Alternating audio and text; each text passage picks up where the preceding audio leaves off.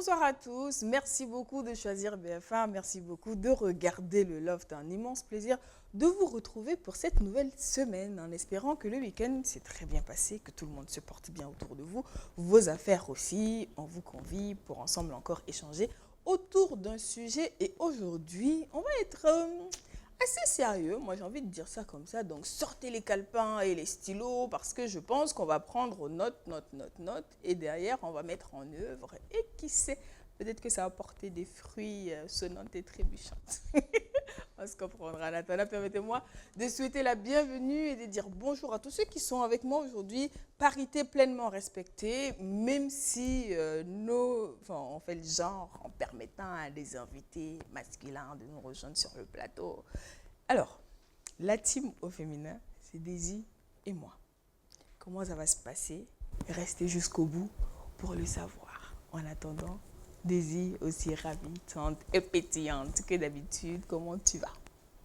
Je vais bien, Stéphanie. Bonsoir à tous les téléspectateurs du Loft et des BF1. Je suis très contente d'être là ce soir. Tu nous fais en ralenti, slow motion. Pourquoi? Tu as toujours du champagne dans ton corps ou quoi? Non, c'est par rapport à l'élégance vestimentaire que le langage aussi accompagne. Extraordinaire. Je comprends. On va tenir le rythme jusqu'à la fin? On verra bien. D'accord. Ok. Donc, en tout cas, ça me fait plaisir de te retrouver cette semaine. Alors, week-end, tu as fait quoi de beau? Ce week-end, ça a été cool. Je suis allée suivre une soirée rumba. J'ai bu du champagne comme d'habitude. Et le dimanche, j'ai fait grasse matinée. Je ne suis pas sortie du tout. Voilà. C'est bien. En fait, tu as récupéré, en fait. Oui, j'ai profité de la life. Non, tu fais bien. Tranquille, tu fais bien. On va voir si nos invités font comme toi. Ils vont nous dire, sans langue de bois, parce qu'ici, là, on dit la vérité comme elle est. Si vous êtes partis le week-end faire des choses pas catholiques, là, ça peut être le moment de nous avouer ça. Sait-on jamais, peut-être que... Bref, je dis ça, je dis rien. Je ne prête aucune intention ni un programme à qui que ce soit. Non, c'est juste des suppositions. Aujourd'hui, nous allons parler investissement. Rassurez-vous, on ne va pas rentrer dans des chiffres complexes et des considérations mathématiques. Non. Simple comme bonjour.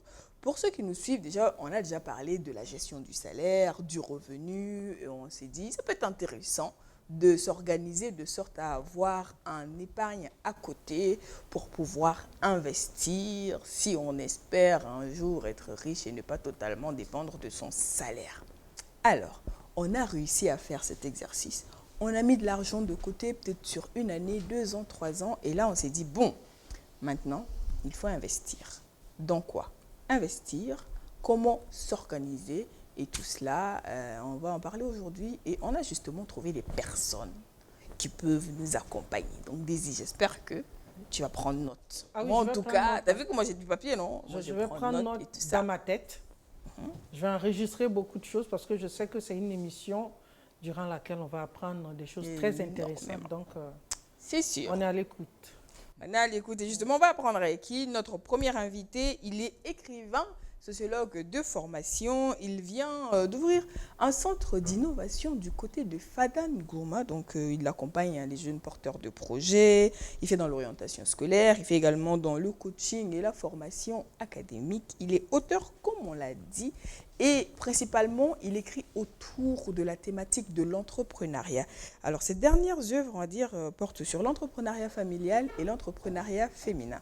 Aujourd'hui, on a le plaisir d'avoir sur ce plateau pour vous Maxime Wouba. Bonsoir. Bonsoir Stéphanie. Comment ça va? Bonsoir Daisy. Bonsoir mon co-animateur. Alors, il faut dire que Maxime est quand même un visage connu des téléspectateurs du Loft parce que ce n'est pas la première fois qu'on le reçoit. Il intervient sur plusieurs thématiques. En fait, ce qui est drôle, c'est qu'à chaque fois qu'on reçoit Maxime, c'est toujours sur une thématique différente. Et il a toujours quelque chose de conséquent à partager avec nous. Donc, ça fait plaisir de te retrouver. Donc, encore une fois, bienvenue.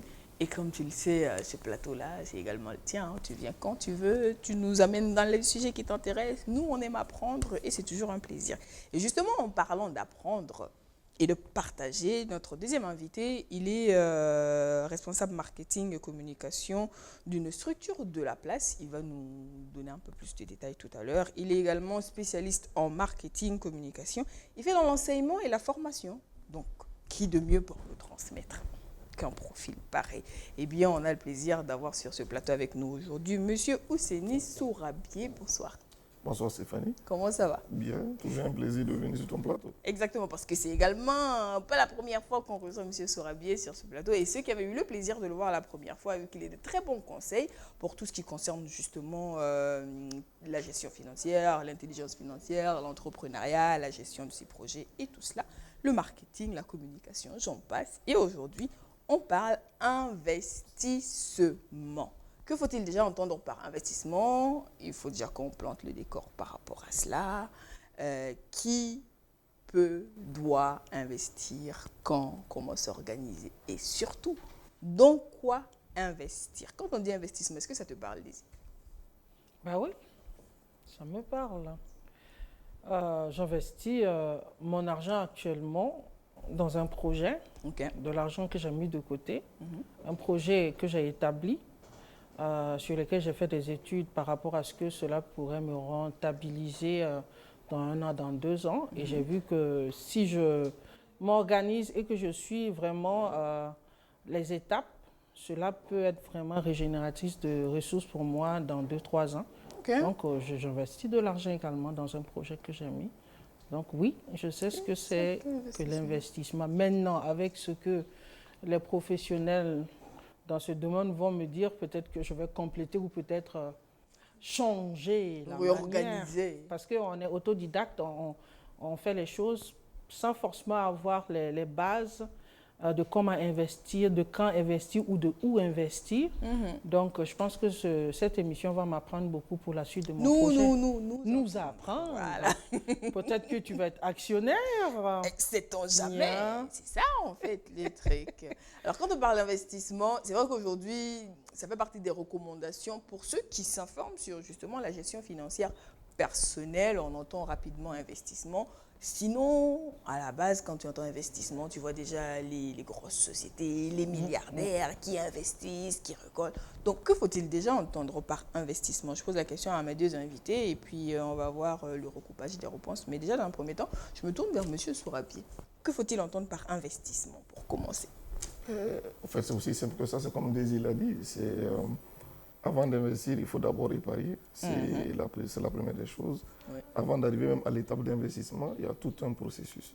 Voilà, la plupart du temps, c'est des processus qui sont grillés par plusieurs personnes. Et c'est pourquoi quand ils investissent, forcément, après ils se rendent compte que ça ne porte pas fruit. Comme l'a dit Daisy, il y a un certain nombre d'études à faire. Moi, je vais aller au-delà des études. Et on investit quand on peut répondre à un besoin ou bien on a une innovation que nous voulons apporter dans un domaine. Voilà. Par exemple, on ne va pas se lever, investir parce que nous avons de l'argent, nous avons de l'épargne. On investit dans un projet de vie. Voilà, on a un projet de vie, on se dit que si on commence à investir, comme elle a dit, dans 3 ans, 5 ans, 6 ans, 7 ans, il faut avoir vraiment un projet de vie dans lequel on investit à long terme. Quand on voit le court terme, forcément, on va se rendre compte qu'après, notre projet ne répond plus aux besoins réels. Alors que bon, quand on fait une étude et qu'on a un besoin réel et qu'on vient combler ce besoin par un projet qui peut être bénéfique sur 5, 10, 15, 20 ans, pourquoi pas 100 ans, c'est ça qu'on appelle l'investissement. Au-delà de ça aussi, on peut investir justement dans ce qu'on appelle les actions, c'est-à-dire acheter des actions forcément. Et la plupart du temps, c'est encore beaucoup conseillé. Mais moi, en tout cas, je ne suis pas sûre que tout le monde comprenne acheter des actions, ce que ça veut dire. Bon, prendre des actions, c'est prendre part dans des sociétés, forcément, que ce soit dans les startups ou des sociétés déjà existantes.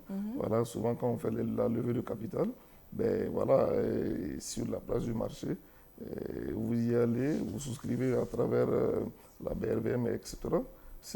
En tout cas, c'est l'un des indices que l'on peut... La bourse régionale des valeurs. La bourse régionale des valeurs. Ça vous permet justement d'acquérir des actions. Voilà, et d'être propriétaire de certaines actions.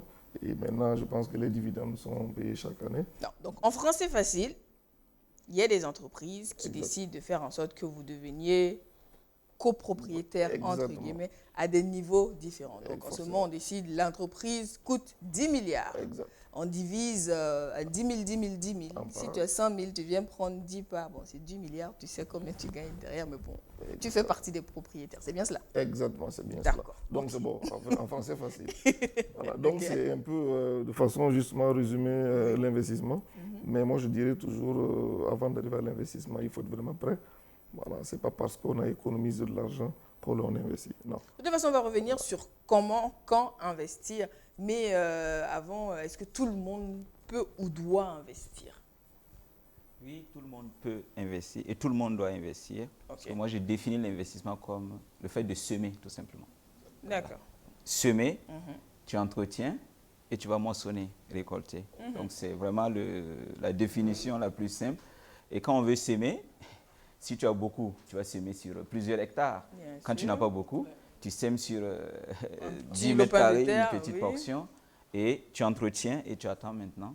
Mais comme elle l'a dit, étudier, semer, on ne sème pas partout, on ne sème pas au bord de la route, on sème dans une bonne terre. Donc c'est vraiment ça, l'investissement pour moi, c'est semer et s'attendre à ce que ça produise. D'accord. Donc, semer, récolter. Et on va dire, naturellement, M. Sorabier l'a dit, pour semer, entretenir, entretenir et récolter. Parce qu'on peut Naturellement. semer, Mais justement, est-ce que, en fonction de là où tu investis, peut-être que l'entretien peut ne pas être nécessaire? Parce que je veux dire, tantôt Oui. il a parlé de prendre des Effectivement. actions. Moi, j'ai envie de dire, si tu prends des actions dans une entreprise sans forcément travailler dans cette entreprise, tu attends juste pour récolter. Conseil d'administration. Ah, Ah ben oui. Ah, il faut quand même Il y a- travailler. Bien sûr.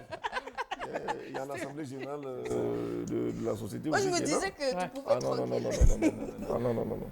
C'est d'autres qui entretiennent à ta place. Exactement. Mais tu regardes. Oui, tu regardes. Il y a un œil dessus, obligatoirement. Et on te rend compte, forcément. Quand tu es actionnaire, on te rend compte. Ah. Et quand on te rend compte, tu as ton mot à dire éventuellement. Et quand tu as ton mot à dire, tu peux dire, ben moi je pense que ici, voilà ce qu'on peut apporter. Et en fonction de ça, voilà, tu fais des recommandations. Puisque quand on fait une assemblée générale, on invite tous les actionnaires, on les présente la situation, chacun donne son point de vue. Ben, si tu n'es pas d'accord, tu dis, ben, tu n'es pas d'accord avec telle chose. Voilà comment toi tu vois les choses. Et c'est sûr que ton avis est pris en compte parce que tu as injecté ton argent dans cette Peu société. importe, tout le monde. Oui, Mais c'est oui. ce que je voulais poser comme question. Pour une entreprise où on a mis 10 000, et moi je suis venu, j'ai souscrit pour 100 000. une part de 10 000. Bien sûr. On va dire 100 000. Ok. Et quelqu'un qui vient mettre 10 millions. C'est la même chose. Ah ouais? Vous êtes à l'Assemblée générale. D'accord. Voilà, maintenant le conseil d'administration, c'est différent. Ok. Assemblée générale, Voilà. tout le monde. C'est Tout le Le monde. conseil d'administration, un petit noyau de Voilà, décision. Voilà. exactement. D'accord. Mais c'est Exactement. toujours une décision qui profite à tout le monde. Donc, Parce qu'à l'âge, forcément, vous allez Voilà, avoir un exposer. consensus. Forcément. Et après. Tout à fait. Forcément. D'accord. Ok. Ok. Ça, Voilà, c'est pour le c'est cas un peu des ça. actions. D'accord. Voilà. Maintenant, on est peut-être allé trop vite en besogne. Bon. Moi, Daisy, ceux qui nous regardent, on a travaillé dur, on a respecté. C'était quoi la règle de ton fils déjà? 50, 30, 20. C'est ça. c'est On ça, a c'est réussi ça. à épargner 20% de notre revenu sur 2 ans, 3 ans ou 5 ans. On a un petit pactole et on se dit, j'ai envie d'investir. Dans quoi est-ce que j'investis? Il y en a qui vont te dire, mais achète un terrain. Il y en a qui vont te dire, lance-toi dans un business. Alors que je travaille, Ça. comment je fais? Est-ce que, bref, je donne des indices comme ça pour dire, comment trouver l'investissement qui me correspond? Si on est d'accord que tout le monde peut et doit investir. Par où je commence? Faisons attention à ne pas exclure certaines personnes par nos exemples D'accord. à plusieurs chiffres. Bien sûr. D'accord. Je peux décider de regrouper des jeunes filles de mon quartier. Je donne à chacune de quoi acheter un fourneau et une petite quantité de charbon et d'acheter du maïs. Et je les place au bord de la route et chacune grille du maïs, vend et on s'entend sur ce que chacune va prendre et ce qu'elles vont me donner. C'est un investissement que j'ai fait pour les occuper utilement. Et aussi, ça c'est un investissement. Ce n'est pas avec ça que je vais devenir milliardaire, mais c'est aussi un investissement. Après la saison pluvieuse, c'est la saison sèche. Je peux aussi, il y a le maraîchage qui est là. Voilà. Je vois des dames qui ont des terrains, mais à côté, le terrain n'est pas... Il y a encore de l'espace vide. Je leur demande pourquoi vous n'occupez pas ce terrain. Non, on n'a pas assez d'argent pour acheter les semences. Je dis, OK, moi j'ai de l'argent. Voici, je donne à chacune 20 000 francs pour agrandir sa superficie. Et à la fin, je suis les ventes. Et à la fin, je viens, soit chaque soir, je passe après les ventes, on se partage, soit on attend la fin de la saison et on se partage le bénéfice. Donc l'investissement à toutes les échelles est vraiment possible. Au moins c'est clair. Voilà. Tout le monde peut, comme il a dit, à son échelle, arriver à créer un investissement. Donc il ne faut pas penser qu'il faut engranger de l'argent, attendre d'avoir des millions pour se dire j'investis. Donc on peut commencer à 10 000 francs et grandir. Voilà. Ok, d'accord. Maintenant, parce que je vous écoute, le cas par exemple du maraîchage. Elles vendent à la fin de la saison. Finalement, elle dit ouais, mais finalement, moi j'ai regardé, c'est moi qui ai travaillé, c'était mon terrain, t'as amené 20 000. Je trouve que je me fais avoir, j'ai plus envie de partager, prends tes 20 000. C'est ça. C'est là aussi où nous devons être prudents. Lorsqu'on investit, il faut sortir de tout ce qui est traditionnel, familial et formalisé. Quel que soit le montant que j'investis, je formalise. La jeune vacancière à qui je vais donner 7 500 francs pour faire son petit commerce, je la fais signer une décharge. D'accord. Oui. Je peux même associer qui? Un garant. Ça peut être son parent ou son oncle. Je dis, bon, ta fille et moi, nous allons nous entendre.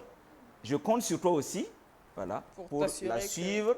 Voilà, pas pour faire la police, mais quand même pour avoir un œil sur ce qu'elle fait. Donc, je vous encourage, quel que soit le montant que vous investissez, il faut formaliser en faisant signer une décharge à la personne à qui vous confiez votre argent. D'accord, voilà. J'ai entendu exactement juste à côté. Il faut faire une décharge, peu importe la personne.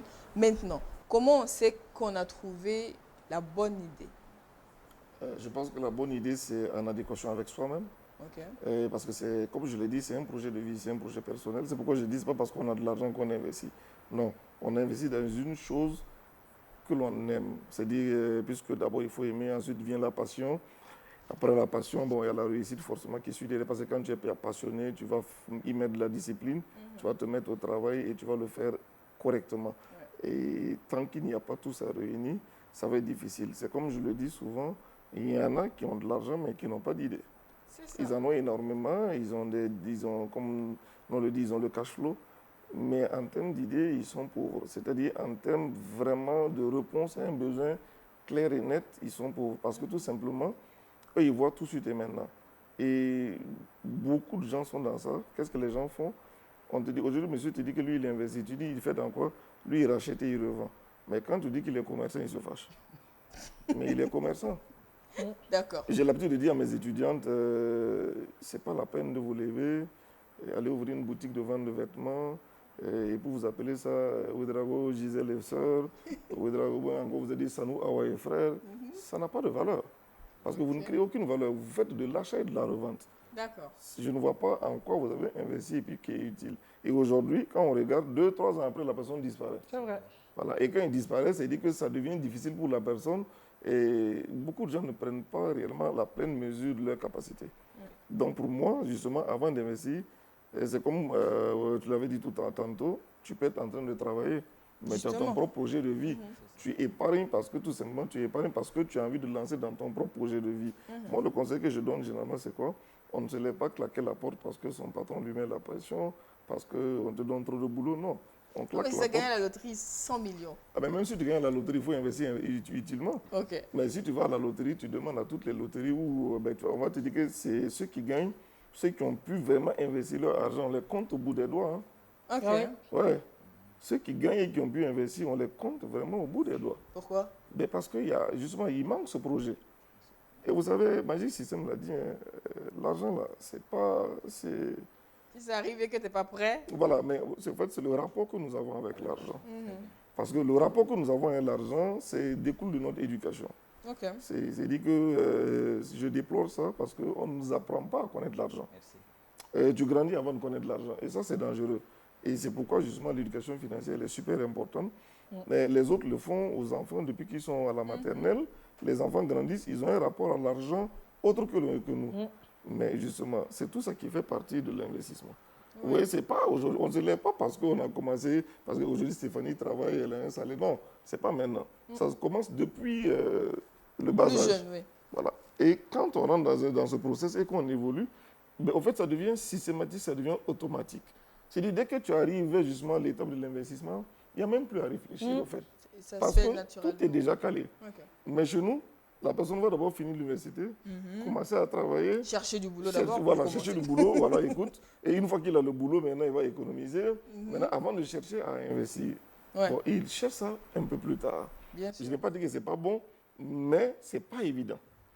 Dans la plupart des cas, c'est quand on prend les pays où les gens ils ont vraiment une longueur d'avance. Déjà, même quand on dit la classe de CM2, des enfants qui savent monter des calculettes, qui savent monter des téléphones portables, mais le monsieur sait déjà ce qu'il veut devenir. Il Oui, sait déjà, c'est j'ai vrai. fini l'université, j'ai investi dans quoi, Oui, investir son temps, ses connaissances dans quoi et après son argent. Exactement. Donc, quoi Même, pour même dans fructifier. l'investissement, il y a la discipline. C'est pas. Bien sûr. Mon gars, mais si tu n'es pas discipliné, tu ne peux pas investir. Voilà. Et ce que je dis souvent, il y a l'épargne et il y a l'épargne souveraine. Alors, expliquez-nous. Ouais. Ben, l'épargne souveraine, quand vous avez un besoin qui vous surprend, cas de maladie, cas de décès, exemple, ta tante a pris une pointe dans l'œil au village, on t'appelle, c'est dans l'épargne souveraine que tu puises. Mais on a de l'épargne pour ton projet de vie, qu'il pleuve ou qu'il neige, tu oublies. C'est comme si c'était en finance, on appelle ça un DAT. C'est de l'argent que tu oublies. C'est de l'argent que tu n'as pas accès. Ce n'est pas à toi. Ouais. Ce n'est pas à Oublie. toi. Tu les Tu fasses l'oublies. dans ta mémoire, complètement. Exactement. Mais le problème, c'est qu'on n'arrive pas à le faire parce qu'on n'est pas éduqué financièrement. On n'a Et pas qu'on cette sait qu'il y a discipline. de l'argent là, en fait. Exactement. On n'a pas cette discipline qui nous amène à nous dire, ah, j'ai de l'argent, mais qui ne m'appartient pas, qui appartient à mon projet. On se dit, bon, attends, j'enlève 10 000 aujourd'hui. demain, Je vais remets. remettre. Oui, oui. On ne remet jamais. On C'est comme- trouve toujours une excuse c'est pour comme dans- même aller enlever. C'est comme la femme et le mari dans un couple. La femme prête toujours, mais elle ne rembourse pas. Ouais. Mais une fois que l'homme prête, on va te chanter ça tous les jours. Et On voilà. attend de nous envoyer Il y a sur- des on hommes va aussi pas- qui non, prennent, non, mais qui non, remboursent désolé, pas. on va pas suivre on va pas suivre ces lièvres là parce qu'on va pas s'en sortir. Pas simple, hein, c'est pas Parce que évident. ça là, non, on va pas s'en sortir. Donc on va laisser le lièvre là Bon, partir c'est bon. et revenir. Mais voilà, c'est un peu ça. D'accord. Donc, c'est à tout un chacun, justement, quand il veut investir. Discipline. Il faut, c'est important. S'il n'y a pas de discipline, ça va être difficile. Tu as beau tout faire. Aujourd'hui, tu donnes 10 milliards à quelqu'un qui n'est pas discipliné. Ça va aller rapidement. Exactement. Mais alors, si je ne suis pas disciplinée, parce qu'il faut être honnête et connaître son rapport aux finances. Il y en a qui savent et clairement qui vont te dire, si tu me donnes de l'argent là, Voilà, voilà. en fait, considère que, comme quelqu'un l'a dit, tu as semé dans le vent. Ça va partir. Exactement. Et en plus, la personne ne saura pas te dire dans quoi c'est C'est passé. parti, c'est Ce ça. qui est sûr, l'argent a disparu. Exact. Quand on a déjà cette posture, on est conscient que l'on est comme ça. Mais quand on a envie d'investir, c'est quoi la recommandation? Oui, j'aime dire qu'il faut savoir trouver un associé avec qui tu vas le faire. Il y a certains d'entre nous, bon, le rapport à l'argent, il est un peu léger, voilà, parce que nos parents nous ont souvent fait croire que l'argent c'est le diable et que certains pensent que bon, chercher de l'argent c'est un péché. Donc ça fait que nous avons ce mauvais rapport à l'argent, au point d'avoir peur de l'argent. Voilà. Il y en a qui ont aujourd'hui peur de l'argent. Ouais, c'est vrai qu'il y en a qui ont convaincus si tu es riche, tu vas devenir une mauvaise personne, tu vas prendre C'est- les gens de haut, c'est ça. tu vas ceci, tu Voilà. vas cela, donc mieux Donc, vaut pas. C'est le moment de trouver un associé. Rien. Ouais, c'est aujourd'hui, je me disais que il suffit que mon entreprise grandisse juste un peu. La première personne que je vais embaucher, ce sera un comptable. Bien Parce sûr. que je sais que je ne suis pas très discipliné sur le plan financier. Ok. Voilà. Pour ce qui concerne le budget familial, je fais plus confiance à mon épouse qu'à moi. Parce que je sais que pour ce qui me concerne, voilà, je pourrais prendre l'argent de la popote et le passer Faire à autre quelqu'un chose, qui... Voilà. Donc, il faut avoir quelqu'un avec qui vous allez marcher ensemble. Et j'aime prendre l'exemple. Je dis, toi, si tu as le cœur sur la main, prends quelqu'un qui a la calculatrice dans la main, C'est important. avec C'est qui important, oui. vous allez marcher et lui, il va t'apprendre cette discipline-là. Parce que sans discipline budgétaire, il n'y a pas de prospérité sur le plan financier. Ok. Donc ça, c'est vraiment important de trouver quelqu'un avec qui tu vas marcher ou trouver des outils. C'est ça. Voilà. Ah oui, des outils. J'ai envie de dire, trouver quelqu'un avec qui tu vas marcher dans cet univers où on a tout le temps dit, ouais, l'amitié n'existe plus, on ne peut plus faire confiance à personne, il faut se méfier de tout le monde. Comment tu fais pour trouver une personne qui t'aide à gérer ton argent? C'est vrai que dans ce monde-ci, là, on ne peut pas vraiment faire confiance aux gens comme ça. Même les personnes auxquelles vous pensez avoir une confiance peuvent vous trahir. Mais bon, après, il y a toujours des personnes bien, avec de bonnes valeurs, qui ne touchent pas à ce qui ne leur appartient pas. Et même quand ils le font dans, comment on appelle, sans faire exprès, ils ont l'honnêteté au moins de vous prévenir. Donc, il y a des gens comme ça. Moi, je pense que... On en trouve toujours. Mais moi, je n'ai pas besoin d'avoir quelqu'un qui gère mon argent parce que moi, je suis une personne très organisée. Parce que je suis une artiste. Comme on le dit, je ne mousse pas d'une manière extraordinaire pour dire non, chaque semaine, j'ai tant qui rentre. Mais quand ça rentre, il faut que je sois organisée dans les dépenses pour ne pas que mon bailleur m'appelle, me dise « Ah, la maison, on fait comme mais pour ne pas que la Sonabel vienne me couper. Donc, quand j'ai de l'argent, comme je le dis, je le répartis et parce que je ne sais pas quand est-ce que je vais en avoir. Donc, ça fait que moi, je n'ai pas forcément besoin de quelqu'un pour gérer mon argent. Je vais compléter ce que le monsieur a dit. Aujourd'hui, en Afrique, on a de très mauvais rapports avec l'argent parce que, comme il a dit, dès le bas âge, on ne nous a pas éduqués à avoir un rapport avec l'argent, à connaître la valeur de l'argent et à savoir l'utiliser. Tout ce que nous, on fait quand on a l'argent, on donne juste l'argent à notre enfant d'aller dépenser sans l'éduquer pour dire, bon, l'argent, aujourd'hui, si tu le veux, il faut que tu puisses travailler pour l'avoir. Nous, on donne, on fait des... Après, maintenant, on est étonné que nos enfants volent parce qu'on ne les a pas appris que l'argent a une valeur. Quand on ne dit pas à nos enfants que l'argent a une valeur, qu'il faut mériter, qu'il faut travailler pour mériter, c'est sûr que, voilà. En fait, c'est drôle ce que tu dis parce que ça me rappelle une expérience partagée sur les réseaux pendant Covid. De parents qui avaient trouvé une idée, certes pour occuper les enfants, parce que confinement obligeant, tout le monde est à la maison ensemble, ça met souvent les nerfs à vif, donc il faut trouver une solution. Et cette mère a trouvé une idée géniale, c'est qu'elle a imprimé l'argent qu'elle appelait l'argent de maman, qui n'a aucune valeur puisque c'est des billets imprimés à l'imprimante découpée normale. Et tout ce qui est sucrerie, que les enfants réclament à longueur de journée, il y a la boutique de maman et il y a les prix qui sont clairement affichés. Et puis, tu ne peux acheter qu'avec l'argent de maman. Mais cet argent, tu le gagnes.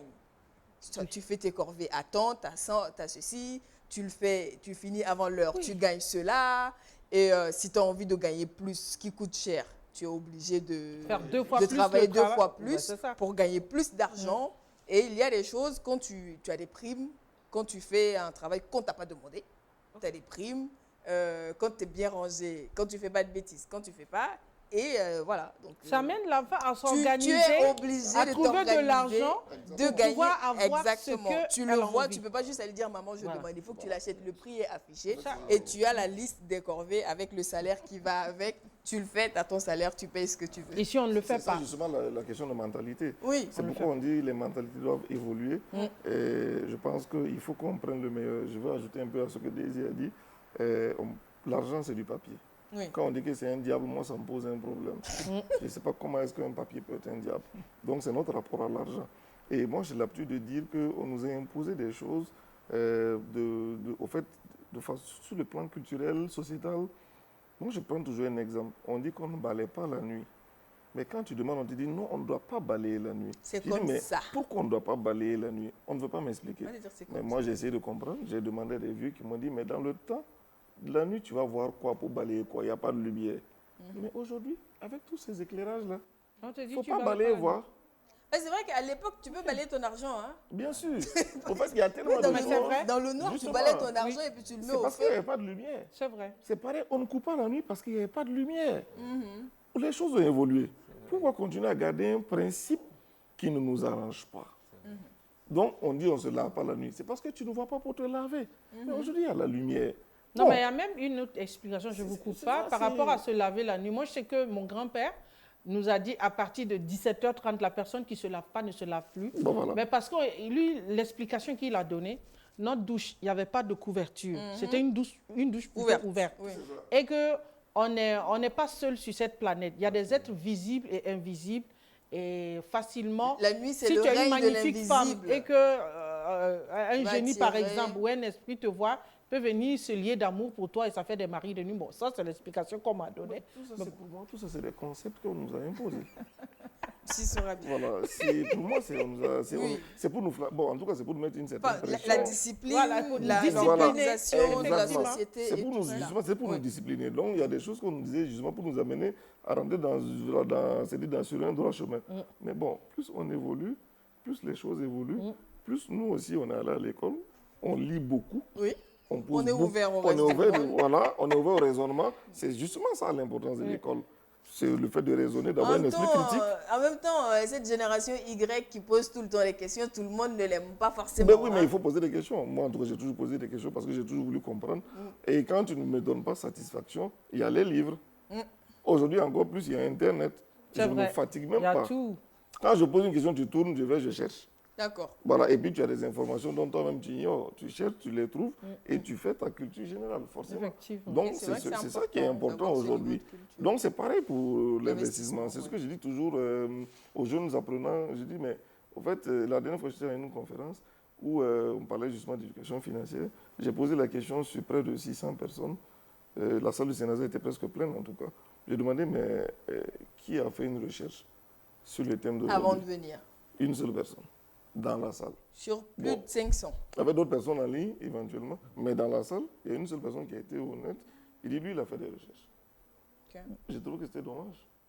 C'est vrai qu'on n'a pas ce On n'a pas réflexe cette culture aussi d'aller d'aller Ce réflexe. chercher. Ouais, on n'a pas ce réflexe plutôt. Donc, ça fait qu'on n'a pas cet esprit critique, on n'arrive pas justement à poser le débat.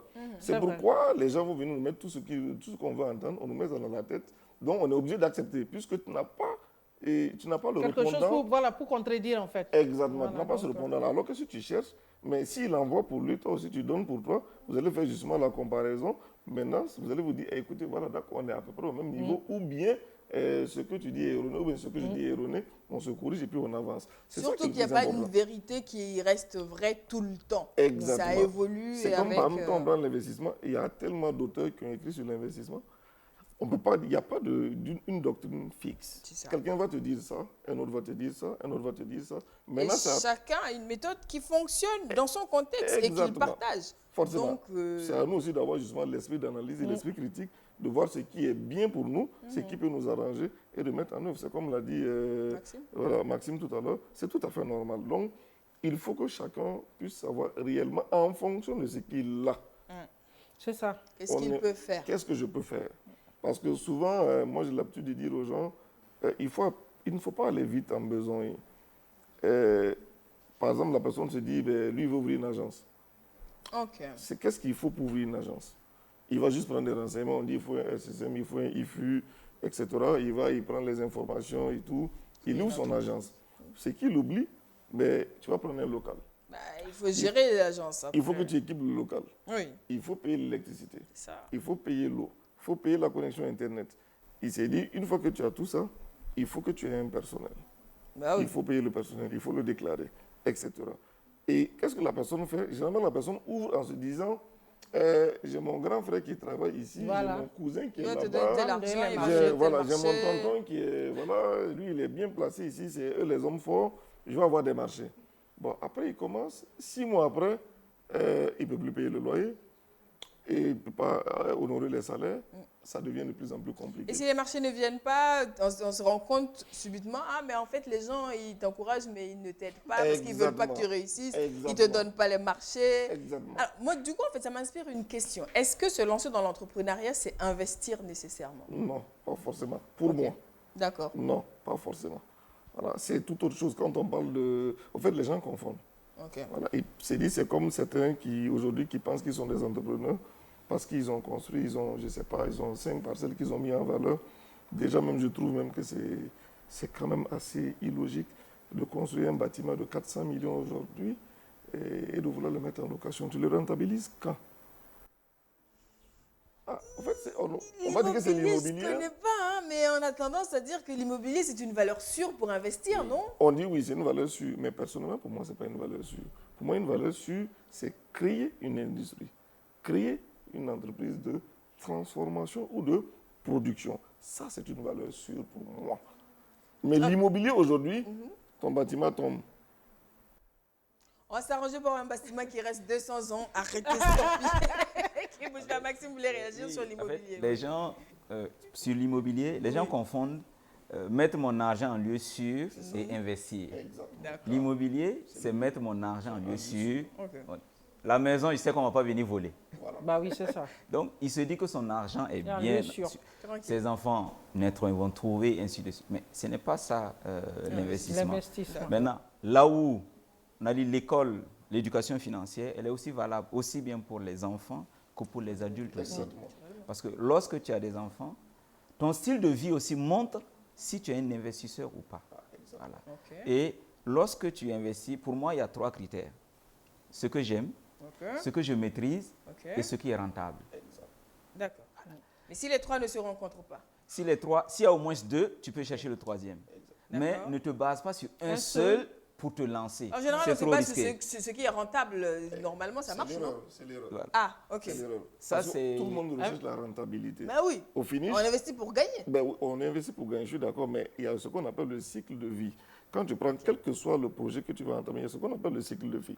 Tant qu'on ne va pas... En fait, les gens grillent les étapes dans le cycle de vie. C'est pourquoi ils ne s'en sortent pas. Là, c'est-à-dire les premières années de ton investissement, comme on le dit, c'est le rouge. Hein. Les gens veulent investir aujourd'hui et demain, automatiquement, c'est pas possible. Ah oui, c'est clair. Il faut se préparer.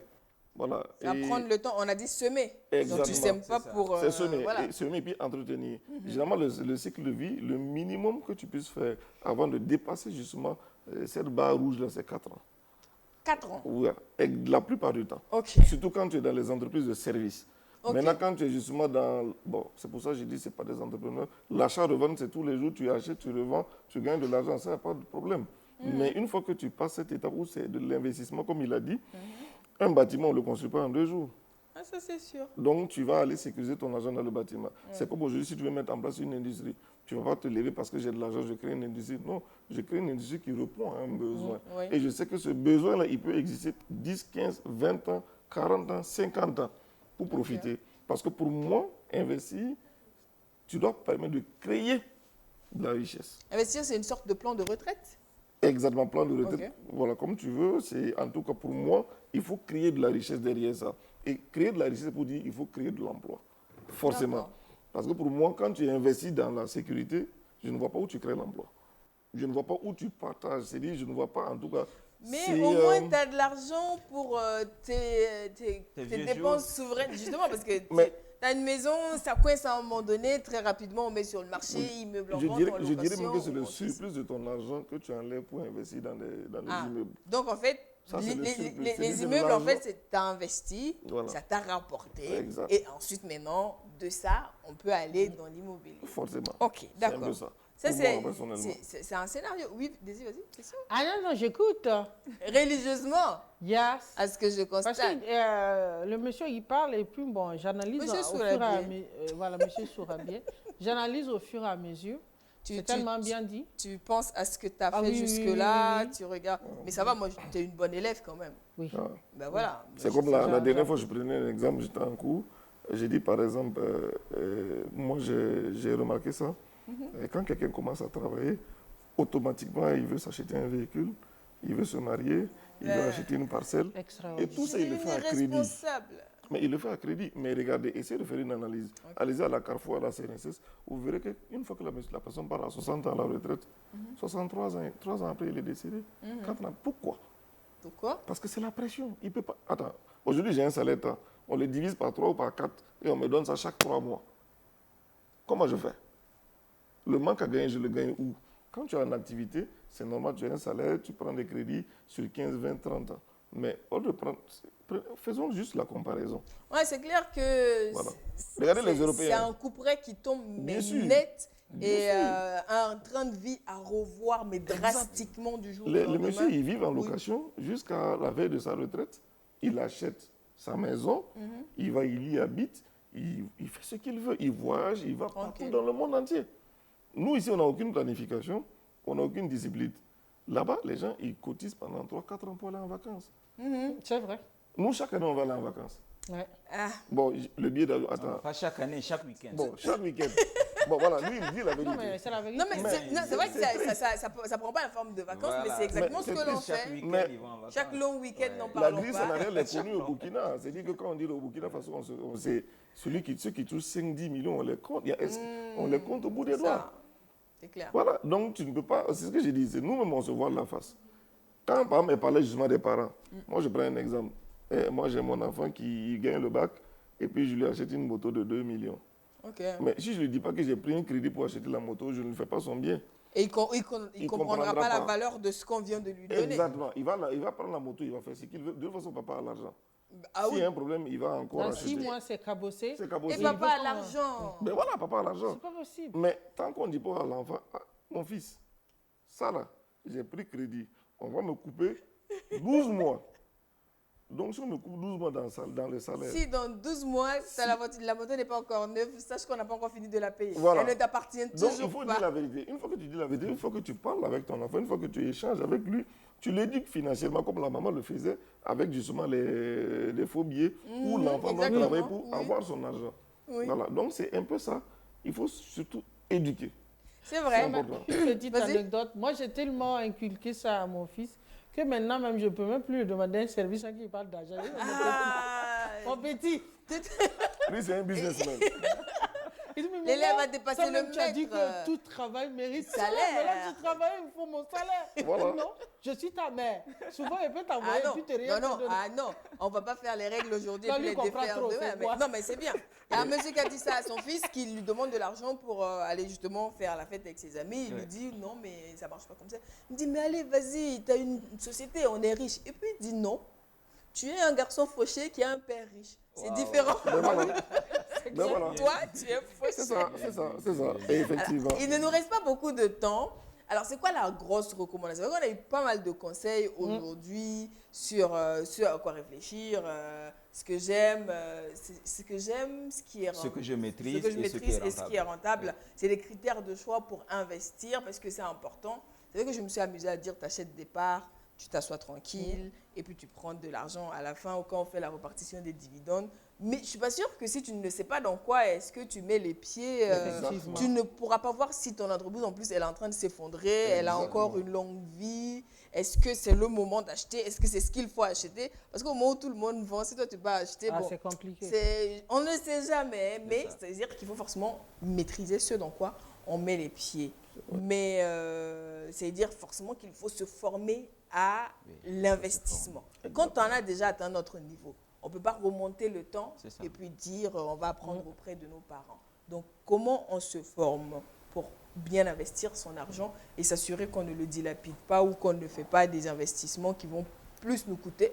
Parce que si tu investis ton argent et que tu perds, tu risques en plus de perdre ta santé à côté. Exactement. Mais c'est vrai. Ben oui, bien Donc, sûr, bien sûr. où est-ce qu'on part se former, par exemple, Maxime? Moi, je me dis, il faut qu'on apprenne à aller ensemble. C'est ça. Vous voyez? Une fois qu'on a cette culture de marcher ensemble, je crois que les mentalités vont changer. Tout de suite, quand je l'écoute, j'ai envie de prendre rendez-vous avec elle après pour vraiment savoir comment je peux me discipliner. Ok. Et c'est ça. Ouais. Tant que nous allons être ces investisseurs solitaires, nous ne sommes pas différents de ceux qui épargnent ou de ceux qui investissent Mettre dans leur argent en lieu l'immobilier. sûr. On cherche juste des lieux sûrs pour mettre l'argent. Et après, arrêtons aussi d'investir pour la retraite. Exactement. D'accord. Oui.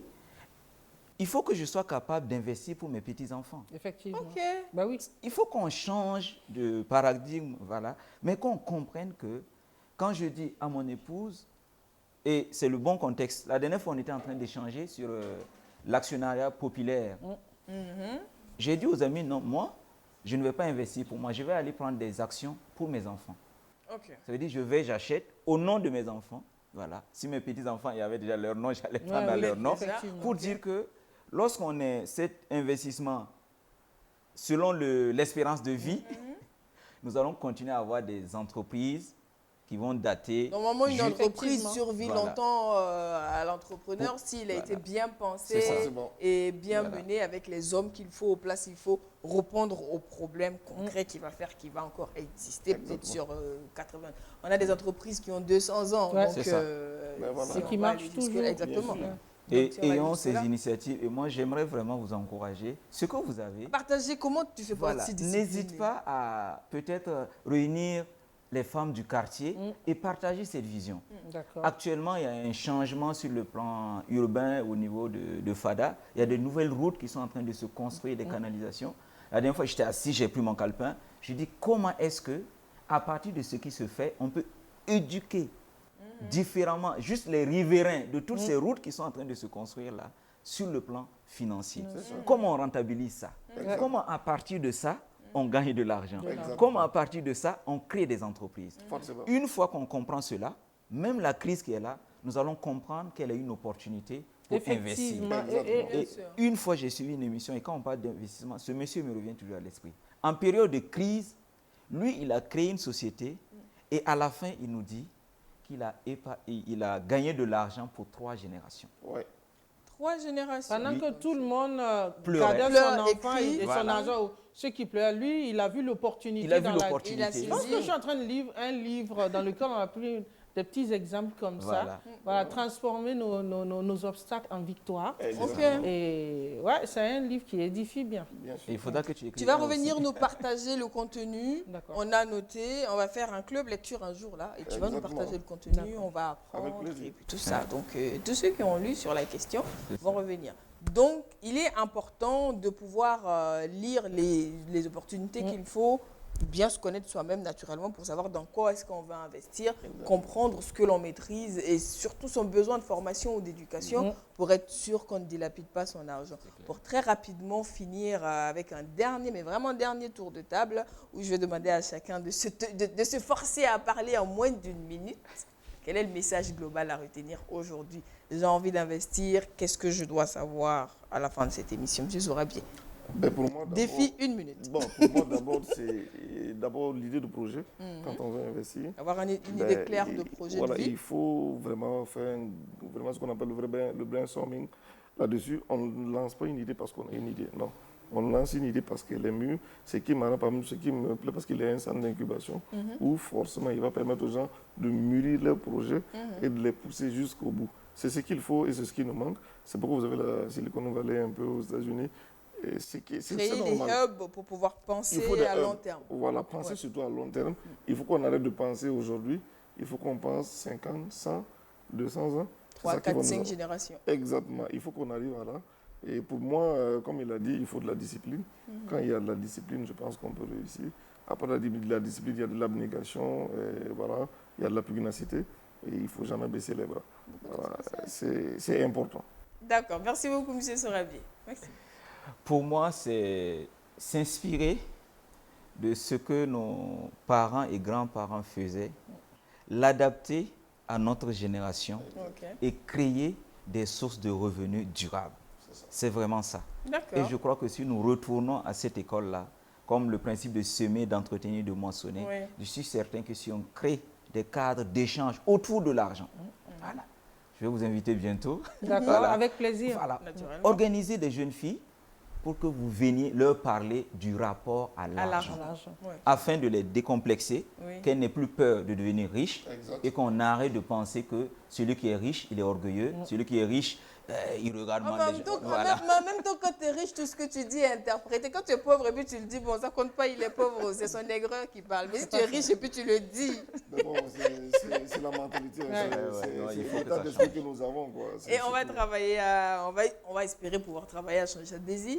Oui, moi, c'est juste de la reconnaissance. J'ai appris beaucoup à travers cette émission. Et je pense que j'ai gardé ma ligne quand même aujourd'hui. Oui, c'est vrai, tranquille, tu es resté. Le débat. De temps en temps, tu as fait ça, mais... Voilà, mais bon, franchement, j'ai appris. Et merci à vous.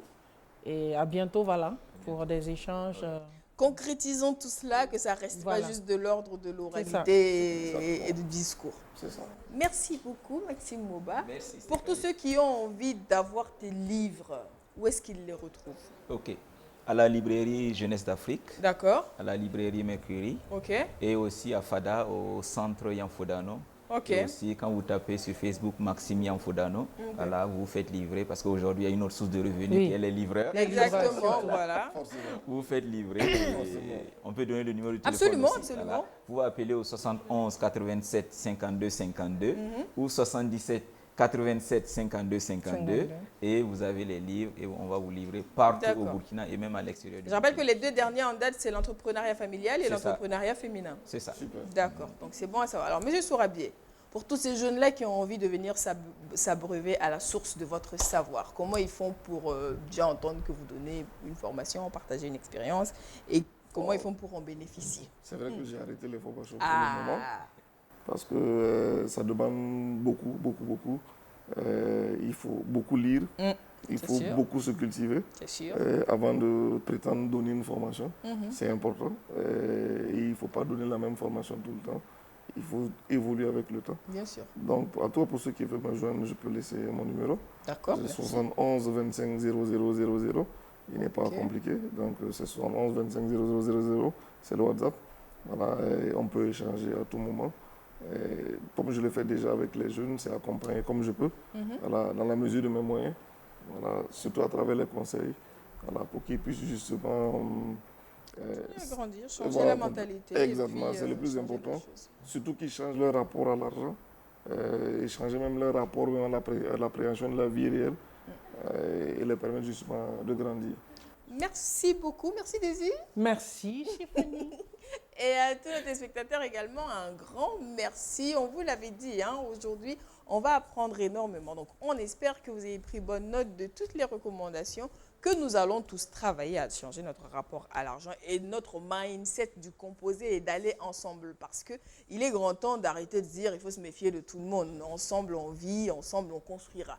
Donc, avançons ensemble et on se dit à demain avec un sujet, débat. Vous allez participer à travers le micro-trottoir. Mais d'ici là, portez-vous bien. Merci de rester fidèle à BF1. Au revoir.